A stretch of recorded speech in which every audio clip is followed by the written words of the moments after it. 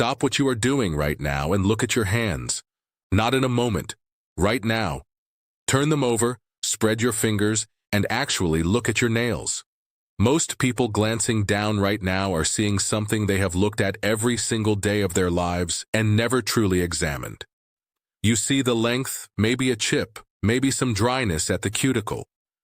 What I see, after 18 years of sitting across from patients in a clinical setting, is something entirely different.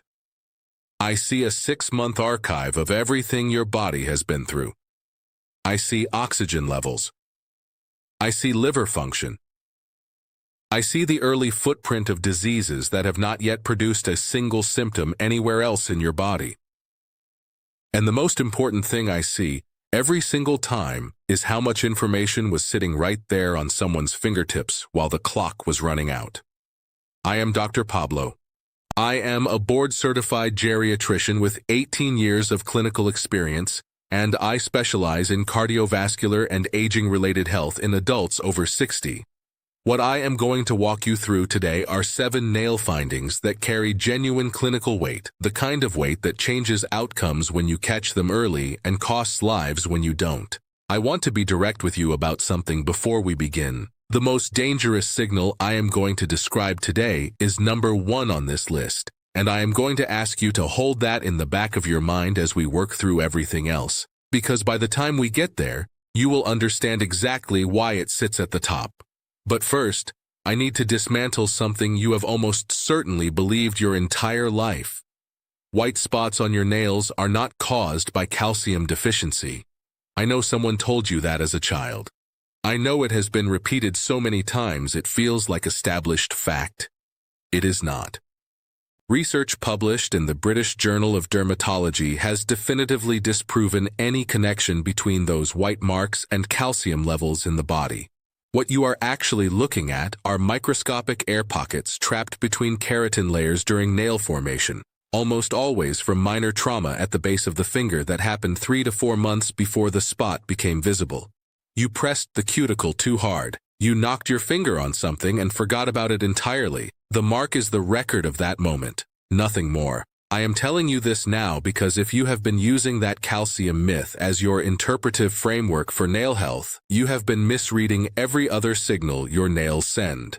And some of those signals, as we are about to discuss, are not minor.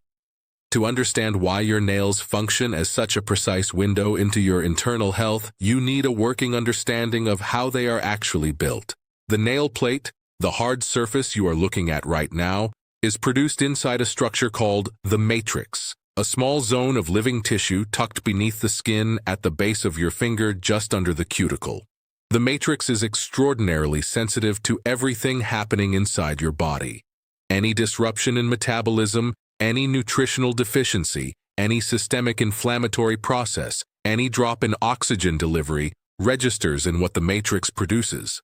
The plate changes color, shape, texture, and growth rate in response. Think of it as a continuous recording. A full nail takes 4 to 6 months to grow from base to tip, which means right now, on your hands, you are carrying a 6-month biological archive. Every line, every color shift, every structural change is an entry in that record. The question is whether you know how to read it. 90% of the nail plate is composed of keratin, the same structural protein found in hair, but organized in a fundamentally different way. In the nail, keratin fibers are stacked in tight horizontal layers, like sheets of plywood, bonded together by sulfur bridges. Those sulfur bridges are what give the nail its hardness and rigidity. Hair lacks them entirely, which is why hair bends and nails do not. Running between those keratin layers are microscopic films of fat and water that give a healthy nail its faint gloss and smooth surface feel. Beneath the entire plate lies the nail bed, a thin layer of tissue threaded through with capillaries, tiny blood vessels, whose contents show directly through the translucent plate above. That is where the pinkish tone of a healthy nail comes from. It is your blood, visible through your fingertip in real time. When hemoglobin drops, that pink fades toward white. When oxygen saturation falls, a blue-gray tone begins to appear. When bilirubin accumulates because the liver is struggling to clear it, yellow seeps in. 10 small screens at the ends of your fingers, broadcasting your body's internal state continuously. Most people never look. Now let's begin. Signal number 7, the color yellow, and why it is almost never just cosmetic. Yellow nails are the complaint I hear most frequently from patients over 60, and the most common explanation people arrive with is nail polish staining or age. Sometimes that is true, but I want you to understand the two clinical realities hiding behind that yellow color, because one of them is more dangerous than most people realize. The first is fungal infection, a condition called onychomycosis, where organisms penetrate beneath the free edge of the nail, begin breaking down keratin, and progressively change the plate's color, thickness, and texture. Most people shrug at this. It looks unpleasant, they think, but it is not serious. That assumption is dangerous, particularly for anyone over 60 with any degree of impaired glucose metabolism, meaning elevated blood sugar, even subclinical elevation that has not yet been formally diagnosed. A fungal nail infection in that context is not a cosmetic inconvenience. It is an open entry point for bacterial infection in tissue that already has compromised circulation and immune response.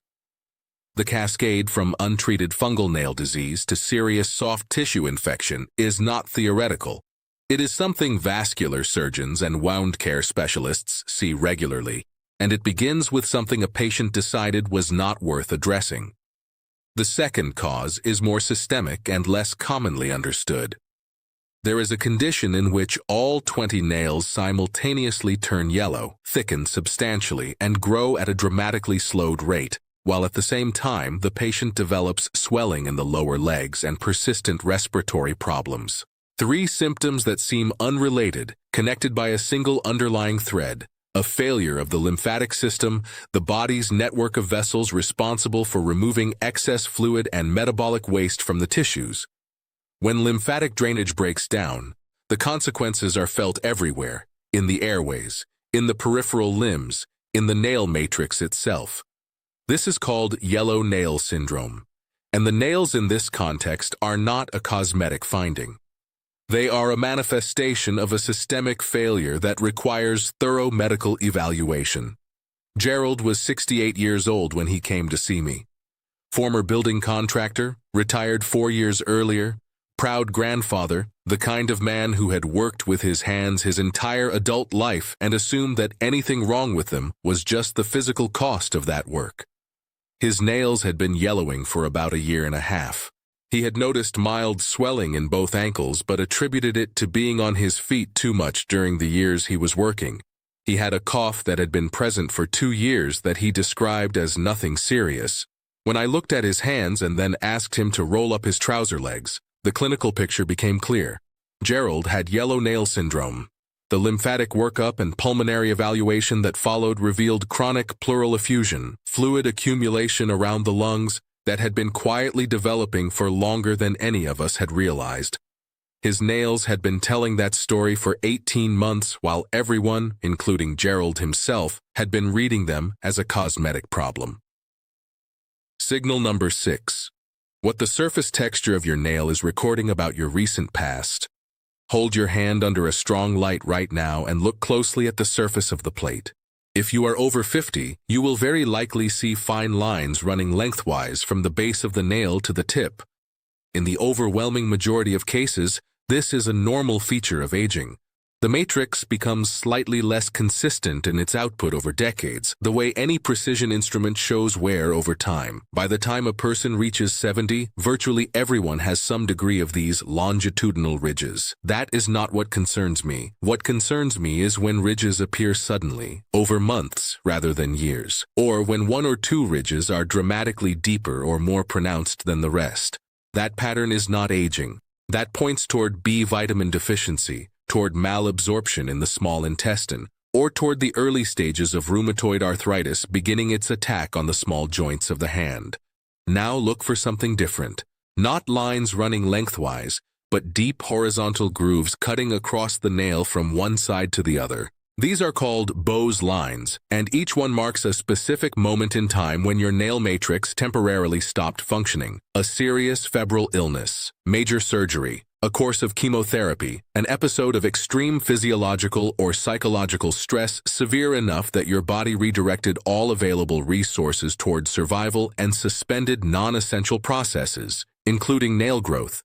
When the crisis resolved, growth resumed, and the groove remained as a permanent record. Here is what makes this finding remarkable from a diagnostic standpoint. The nail grows at an average rate of 3 to 4 millimeters per month. If you measure the distance from the groove to the base of the nail and divide by 3, you can calculate with reasonable accuracy how many months ago that event occurred.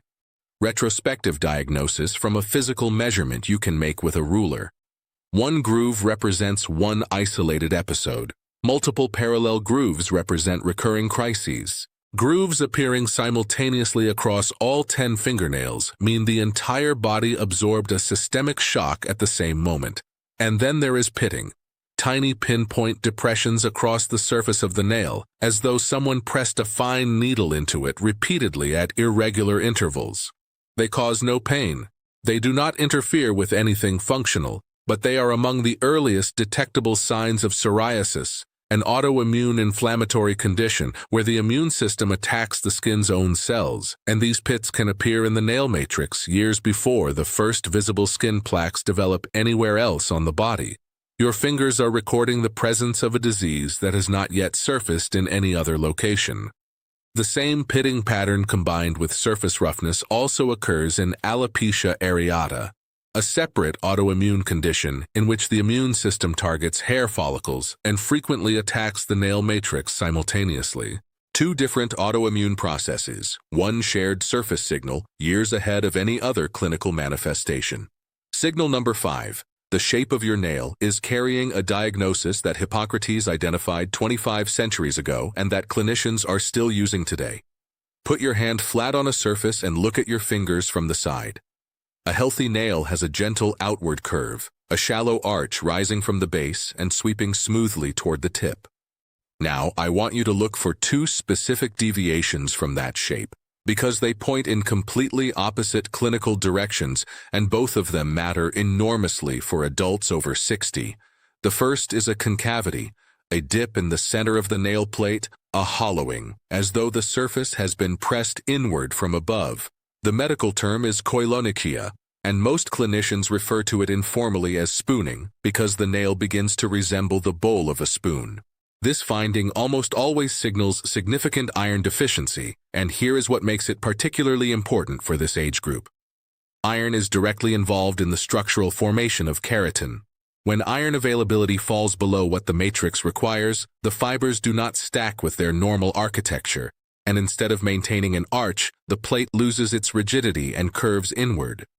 What is remarkable about this finding is that spoon nails can appear before iron deficiency registers on a standard blood test. The body protects hemoglobin levels for as long as possible by pulling iron from peripheral tissues and reserves, but those peripheral tissues starve first.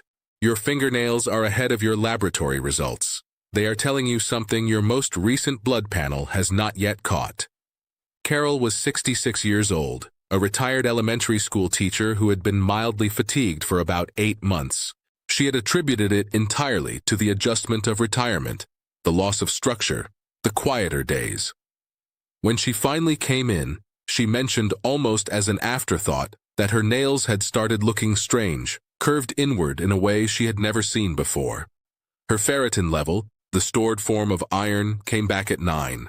The normal lower limit for a woman her age is around 12. Her hemoglobin was still technically within normal range because her body had been protecting it at the expense of everything else. The spoon nails were the earliest external signal of a deficiency her standard annual blood work had not yet flagged. We addressed the underlying cause, a combination of dietary insufficiency and mild gastric absorption changes common after 60, and within 4 months her nail architecture had begun to normalize. The second shape finding is the opposite in every sense. A nail that is excessively convex, domed, curving downward over a fingertip that is itself thickened and enlarged. This is called clubbing, and it was first described by Hippocrates when observing patients with chronic chest disease.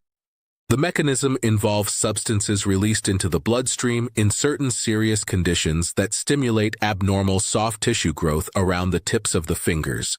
Capillaries expand, connective tissue accumulates, the fingertip broadens, and the nail curves dramatically over it. The conditions associated with clubbing include lung cancer in approximately 35% of cases, pulmonary fibrosis, which is progressive scarring of lung tissue, chronic heart failure, cirrhosis of the liver, and inflammatory bowel disease. Every item on that list is serious. Every item on that list is more treatable when found early.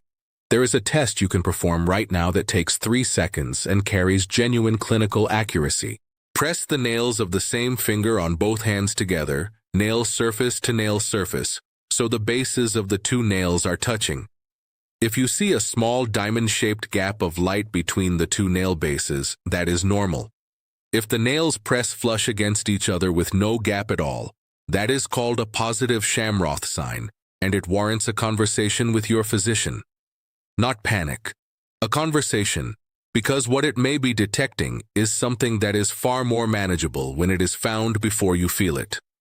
Signal number 4. What the color of your nail bed is telling you about your blood, your oxygen, and your liver. And the one signal in this category that most doctors over 60 are not being warned about. Look at the pink tone of your nail. That color is your blood showing through a translucent plate. It is a live readout of what is happening in your circulatory system right now. And any deviation from that healthy pink carries specific clinical meaning. I want to walk you through the most important color changes and then tell you about one that is almost never discussed in the context of older adults on long-term medication. A nail that has turned uniformly white, milky, opaque, with no pink visible anywhere, is associated with serious liver dysfunction. When the liver is failing, specific proteins accumulate in the bloodstream and alter the vascular pattern beneath the nail plate. The pink disappears entirely. In clinical medicine, this finding appears in the literature as one of the early markers of cirrhosis, the kind of sign that surfaces long before jaundice sets in or abdominal pain begins. The nail signals first. A blue or gray tone appearing across the nail indicates that blood oxygen saturation has dropped, that hemoglobin is not carrying sufficient oxygen to the peripheral tissues. The causes in adults over 60 include chronic obstructive pulmonary disease, severe cardiac insufficiency, and significant anemia. These are not conditions to monitor at home. They are conditions to bring to your physician with urgency. Now here is the finding I want to spend additional time on, because it is largely absent from the conversation around nail health in older adults. Many medications commonly prescribed to people over 60 produce distinctive and diagnostically meaningful changes in nail color and texture. Certain chemotherapy agents cause a diffuse darkening of all nail plates simultaneously, a finding called melanoma, which can be alarming to patients who do not know to expect it. Anti-malarial drugs used in the long-term management of rheumatoid arthritis and lupus can produce a blue-gray discoloration that mimics the oxygen-related changes I just described, which means a physician who is not aware of the patient's full medication list may be chasing the wrong diagnosis entirely. And antiarrhythmic medications, drugs used to regulate heart rhythm, which are among the most commonly prescribed in adults over 65, can produce peripheral cyanosis, a bluish discoloration at the nail tips that is a direct signal to contact your cardiologist without waiting for a scheduled appointment. If you are over 60 and you are on more than 3 medications, which statistically describes the majority of people watching this, your nails are being influenced by your prescriptions. That is not a reason for alarm. It is a reason to know what your medications do to your nails, so that you can distinguish a drug effect from a disease signal. Bring your nail changes to your prescribing physician and specifically ask whether any of your current medications are known to produce them. That single question could be the difference between a reassuring answer and catching something that needs immediate attention. Thomas was 73 years old, a former accountant, meticulous about his health, the kind of patient who came to appointments with a typed list of questions. He had been on amiodarone, an antiarrhythmic, for 4 years following a cardiac event. He noticed a blue-gray tinge developing across several nails and did exactly what any attentive person would do. He searched it online, read about oxygen deficiency and lung disease, and arrived at my office genuinely frightened that his lungs were failing. They were not. What he was seeing was a known and well-documented pigmentation effect of long-term amiodarone use. His oxygen saturation was 97%. His lungs were functioning well. Thomas's story has a reassuring ending, but it also has a lesson.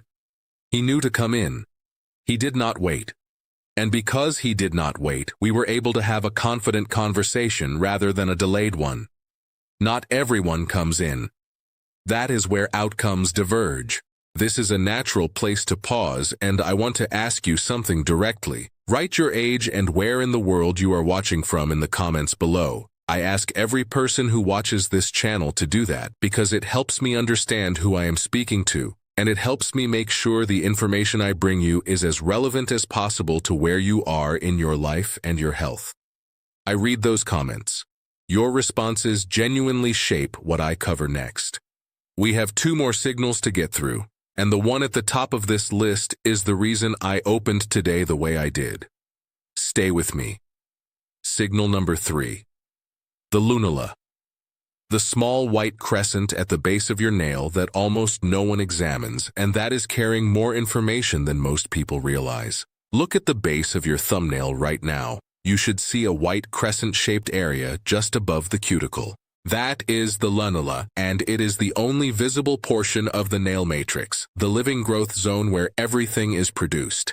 In a healthy adult, it is clearly visible on the thumbs and faintly visible on the other fingers. Most people have noticed it at some point and given it no further thought. That is a missed opportunity. If the lunula has disappeared entirely from all of your fingers, not just reduced but gone, that finding is associated with anemia, with nutritional deficiencies affecting the peripheral tissues, and specifically with hypothyroidism, a sluggish thyroid gland that is failing to produce adequate hormone levels to sustain normal matrix activity. The matrix is one of the most metabolically active tissues in the body. When thyroid hormone falls, it is among the first structures to show the effect. Conversely, if the lunula has expanded and now occupies more than a third of the entire nail plate, that is associated with hyperthyroidism, an overactive thyroid driving the matrix to accelerate beyond its normal pace. 1 small crescent, 2 opposite thyroid diagnoses. The same anatomical landmark, pointing in completely different clinical directions depending on what you observe. A bluish lunula is rare but serious. It indicates excess copper accumulation in the body in a hereditary metabolic disorder called Wilson's disease, which without appropriate treatment causes progressive damage to both the liver and the central nervous system. A red lunula, where the crescent takes on a reddish tone rather than its normal white, is associated with autoimmune processes, with chronic cardiac insufficiency, and in certain cases with carbon monoxide exposure. Each color is a different warning light on the same dashboard. Different system, different urgency, different required response. Signal number 2. Brittle, peeling, or crumbling. 3 words that describe 3 completely different biological processes, and confusing them delays the right treatment every time. When a patient over 60 sits down across from me and tells me their nails are bad, they almost always use one of these 3 words as though they were interchangeable. They are not. They describe separate mechanisms, separate underlying causes, and they require entirely separate approaches. Brittle nails are dry, stiff, and crack under pressure or at the free edge. The primary driver in adults over 60 is hypothyroidism. The thyroid regulates metabolic activity in every cell in the body, including the matrix, and when thyroid hormone production falls, keratin is produced more slowly and with less structural integrity. The plate becomes rigid and fragile. The second cause is chronic dehydration, which is more prevalent in this age group than most people appreciate. After 60, the brain's thirst signaling mechanism becomes progressively less sensitive, and people regularly consume significantly less fluid than their body requires without experiencing thirst as a warning. Nails are among the first tissues to lose moisture content when the body is conserving fluid. Increasing daily water intake to between 50 and 60 ounces, maintained consistently over 2 to 3 months, can produce a visible improvement in nail flexibility. It is one of the most accessible interventions available, and it costs nothing. Peeling nails separate at the free edge into thin horizontal layers. This pattern traces most commonly to impaired absorption of fat-soluble vitamins, specifically vitamins A, D, E, and K, which are essential for maintaining the lipid film that bonds keratin layers together. This occurs with chronic pancreatic insufficiency, where inadequate enzyme production prevents proper fat digestion, and it also occurs in people who have maintained extremely low-fat diets over many years out of cardiovascular concern. Dietary fat is not only a cardiovascular variable, it is necessary for skin integrity, joint lubrication, neurological function, and nail architecture. Peeling nails in someone eating a chronically fat-restricted diet are often the first visible sign that the body's fat-soluble vitamin stores have been depleted. Crumbling nails disintegrate. The plate becomes porous, chalky, structurally compromised. The most common cause is advanced fungal disease that has penetrated deep into the plate and converted its architecture into something soft and spongy. But the more serious version is dystrophy driven by peripheral vascular disease, where narrowed vessels from atherosclerosis, from long-term smoking, or from diabetic arterial damage have starved the nail matrix of the oxygen and nutrients it needs to produce structurally sound keratin. The matrix produces what it can with what arrives, and what arrives is insufficient. One word, bad nails. 3 completely different biological processes beneath it. Signal number 1. The finding I have been building toward. The one that is most frequently dismissed, most dangerously delayed, and most directly connected to outcomes that cannot be reversed. A dark stripe. A narrow line of brown or black pigment running vertically from the base of the nail to the tip on a single finger. In many people, particularly those with naturally darker skin, this finding is entirely benign. It represents activation of pigment-producing cells within the matrix, a normal variation. In that context, it requires monitoring but not alarm. But there is an aggressive and often misidentified form of melanoma, the deadliest form of skin cancer, that develops specifically beneath the nail plate. It is called acral lentiginous melanoma, and it is dangerous precisely because it presents as a dark stripe, exactly the kind of finding that patients and sometimes clinicians dismiss as a benign pigmentation change, sometimes for months, sometimes for years. If this conversation was useful to you, share it with someone you care about who is over 60. Leave your age and where you are watching from in the comments. Subscribe to this channel because the work we do here is ongoing, and what comes next is just as important as what you heard today. I will see you in the next one.